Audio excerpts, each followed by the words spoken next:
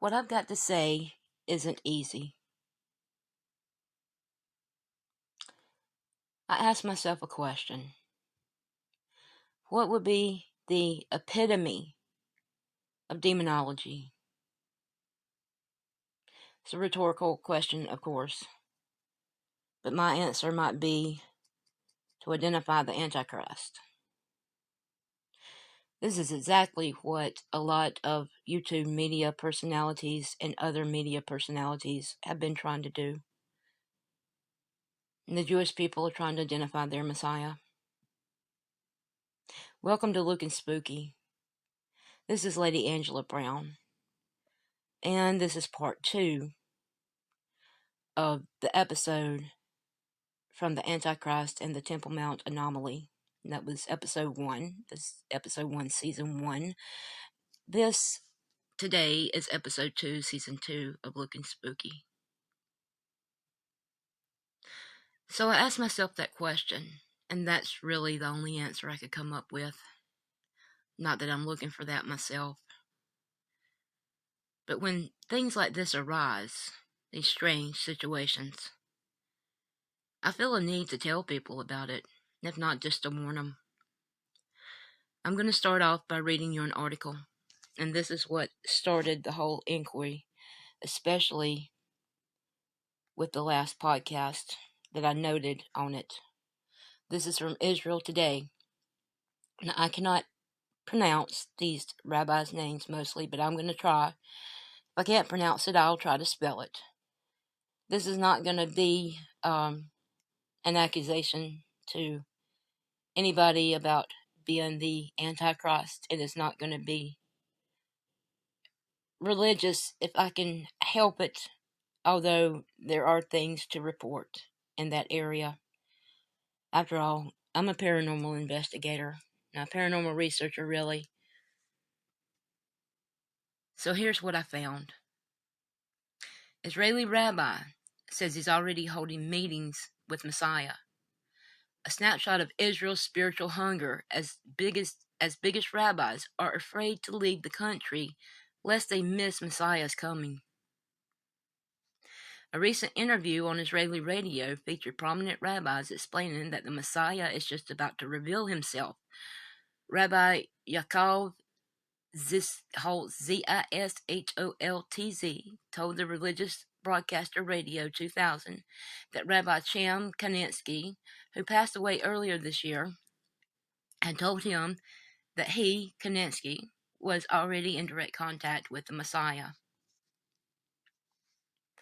To understand why religious Jews are taking this seriously, it's important to know that Rabbi Chaim Kanievsky was considered one of the 2 or 3 top rabbis of the ultra-Orthodox Jewish community in Israel. As Rabbi Zisholtz says, Kanievsky and others of the mystical concealed rabbis have tasked him with informing the public of the Messiah's imminent arrival. Rabbi Zisholtz began his explosive 3-hour interview with a warning, quote, "The process of redemption is about to start happening very quickly and at a fast pace. It is important that people remain calm and steady to act properly in the right time. There is a potential Messiah in every generation, and there are righteous men who know precisely who it is. This is, of course, true in this generation. Getting the word out now that the Messiah is closer than ever is a matter of life and death. Haven't you heard of Gog and Magog? That is what's going to happen very soon. Right now, the situation is explosive, more than you can possibly imagine. Everyone needs to know whether they are on the inside or if they are going to be left out." He went on to, that's end quote, he went on to reiterate a number of signs with prominent rabbis have taken note, and they firmly believe to be evidence of the coming of the Messiah. Quote, "Rabbi Dov Cook, as everyone knows, is a very righteous man. He is one of the greatest men of our generation, and 10 years ago, when Israel was suffering from a horrible drought, someone asked Rabbi Cook when the Sea of Galilee will again be full.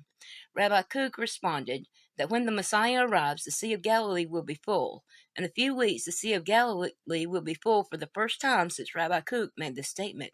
Another righteous rabbi said that according to the current situation in heaven, there will not be Israeli elections, rather, there will be a war.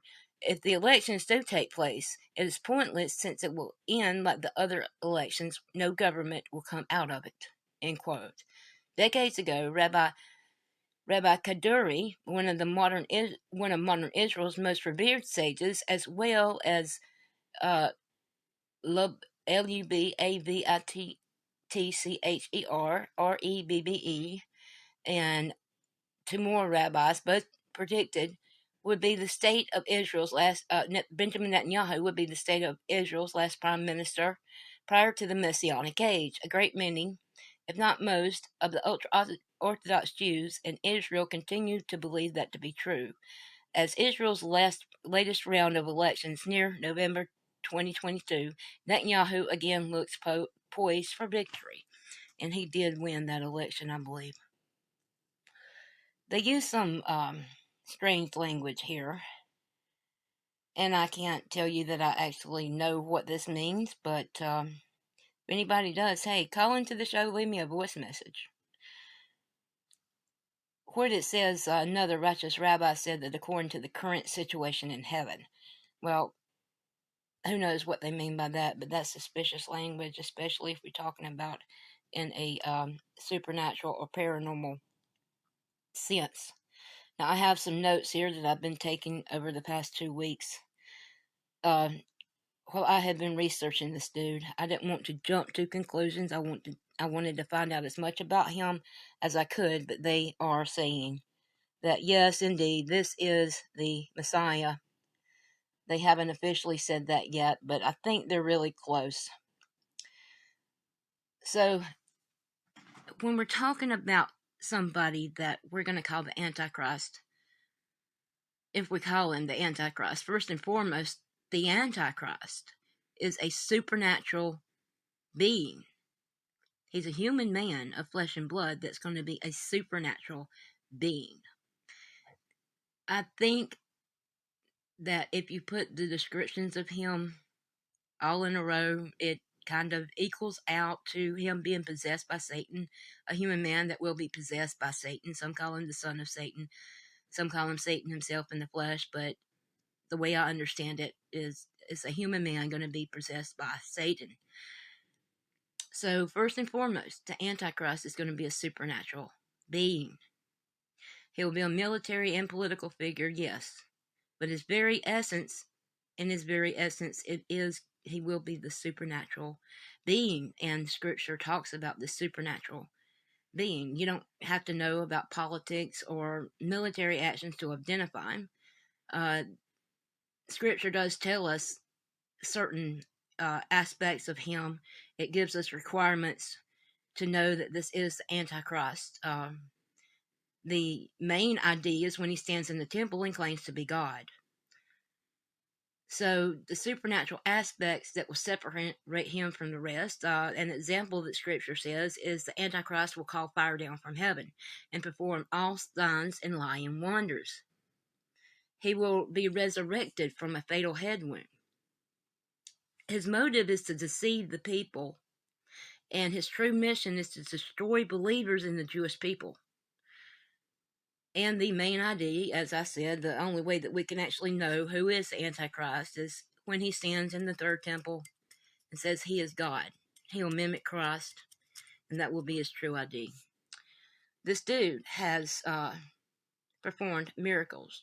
The Yannicka Rab Shlomo Yehuda Beri. This is who we're talking about. The miracles, there's several people who have been in wheelchairs, could not walk, and they got up and walked. One was in a wheelchair, had been very sick. He also had malignant tumors. Not only did he stand up and walk, those tumors were gone. There's a bathing pool there that used to have people healed from it, and I believe this is the one that was spoke of in Jesus' time. where he would tell people to go and bathe in the pool and they would come back healed. Well, this bathing pool has been quote unquote reactivated. It is now healing people again, and this is about the time that the Yanuka came to public knowledge outside of Jerusalem and Israel. There was a guy released from prison. Yesterday, I watched a video of a man telling about his sister who had lung cancer. She had malignant tumors. He went to the Yanuka. The Yanuka gave him instructions to tell her to do. She followed them 2-3 weeks later, came back. The test came back, and she no longer had the tumors. The tumors were gone. There's more miracles that are coming out that this guy is working. Well, that's one of our red flags if we want to look at the possibility of him being the Antichrist. Also, they call him an angel. I listened to him play the keyboard and sing a song about himself. The song was wrote about him, and it came from a letter. And it's about him being an angel, him not being human. So, yeah, that's a big red flag. So they're calling him an angel. They're saying that he came to give light of the Torah to mortals, which again points to him not being human. They said that his soul descended to the earth. That's usually not the way we talk about human souls, is it? He himself says that he is a light to Israel. The people around him, they're saying that when they go to him to speak to him and talk to him, that he already knows all things. He already knows them. He knows what they're going to tell him. He knows all things about the Torah. He has memorized the whole of the Torah. That's why they call him the Yanuka. I will get to that definition of the Yanuka in a moment. So he already knows them as they come to him to talk to him. He already knows all things. Well, that's kind of strange, isn't it? He lit a bonfire for the lighting ceremony, which they do every Friday evening to bring in the Sabbath. And there was a spirit come out of this fire. Now, I'm pretty used to going over paranormal videos and looking at them and see if they've been tampered with or whatever, or see if it's really a spirit there. I've been, doing this for over 20 years. I've looked at a lot of video footage. There is something there. It is not part of the fire. It is not part of the smoke. It does not look human. It has its arms upraised. There is a spirit coming out of that fire. Now, some people say it's a demon. Whether it's a demon or not, I can't say. But the Yanuka Shlomo Yehuda did light the fire himself. And this spirit came out of the fire. And the video does not appear to be tampered with. It does appear to me to be real. Some people are saying that he is the false prophet. Well, that could be true. Others are saying that he's John the Baptist reincarnated. They're already saying that he is the real Messiah. Now, keep in mind, the Jews are not looking for a supernatural Messiah. They're looking for a human man of natural origin. And they're making themselves pretty clear, the rabbis that are talking in the videos, they want to make themselves pretty clear on this point to specifically Christians. The Yanuka not only means a child prodigy, which it does mean that he is a child prodigy. He has memorized the Torah. He's also memorized the Zohar. That's like 130 books that rabbis wrote. So he's memorized the Torah, and he understands the Torah and is very knowledgeable about the Torah. He has been since a child. Therefore, he was called the Yanuka, the child prodigy. But he's not a child anymore, so why do they keep calling him the Yanuka if he's not a child anymore? Well, it goes back to a literal interpretation from the Zohar. And that interpretation means son of God. So it goes beyond simply a child prodigy that knows the Torah by heart. It actually literally is translated son of God. Israeli news and religious sources are publicly broadcasting that the Messiah is about to reveal himself. Now keep in mind, this is all around the time that Yanuka came out into the public eye. So they're broadcasting that the Messiah is about to reveal himself. A Talmudic prophecy says that the Russian-Ukrainian war indicates that the Messiah's arrival could be as early as 2022. It tells of two Messiahs, one the false prophet of Revelation and the other the Antichrist. Also is indicating Gog and Magog. The article that I read you at the beginning of this episode indicates that Gog and Magog, the Gog and Magog prophecy of Ezekiel 38 has already begun or is close. Rabbis are asking if redemption is beginning. Well, when have we last heard about redemption? Wasn't that in the time of Christ, and isn't that from the New Testament? Just something to think about. The Yanuka warned about an existential threat to the world, and then coronavirus hit. This caused him to think that he's a prophet. Well, they're already saying that he's an angel, that he's not human. The reaction of the people around him is quite concerning. The people are awestruck at his teaching. They are fawning over him like crazy. They think that he knows everything without being told information. The people who have received these miraculous healings describe a deeply religious experience with the healings. They think that he's a prophet because of the warning of danger in the coronavirus hitting.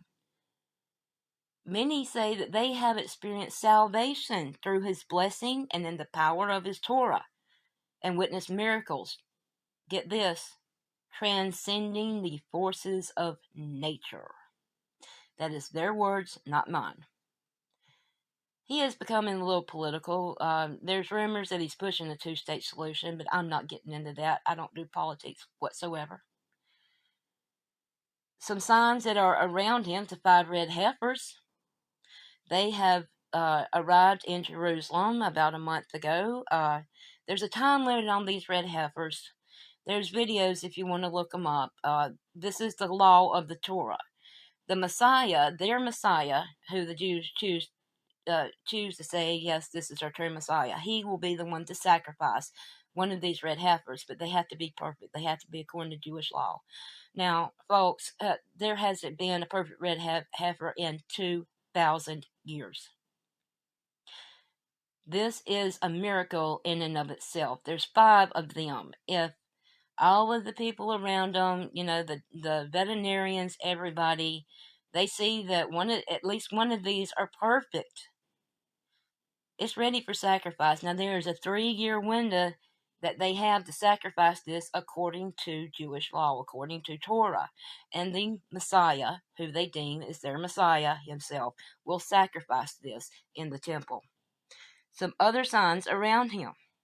The building of the third temple itself. He's instructing them on how to do it. If you remember, if you have read the Bible, it was Solomon who built the second temple. And there's instructions in the Bible itself, in their Torah, of how to build the temple. Well, this time he is instructing them on how to build the temple. I've personally seen the video of them building, getting the stones ready for the temple. They're actually building it underground. They will bring everything up out of the ground, out from above the ground, and build it around the altar. They already have an altar, okay? So they're doing these rehearsals for the rites of the temple. Well, they already have an altar. The altar has been blessed. It has been dedicated to God.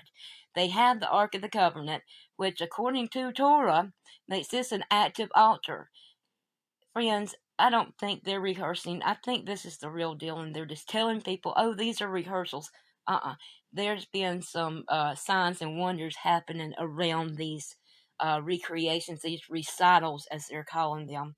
I don't think they're recitals, because that altar has been dedicated and blessed.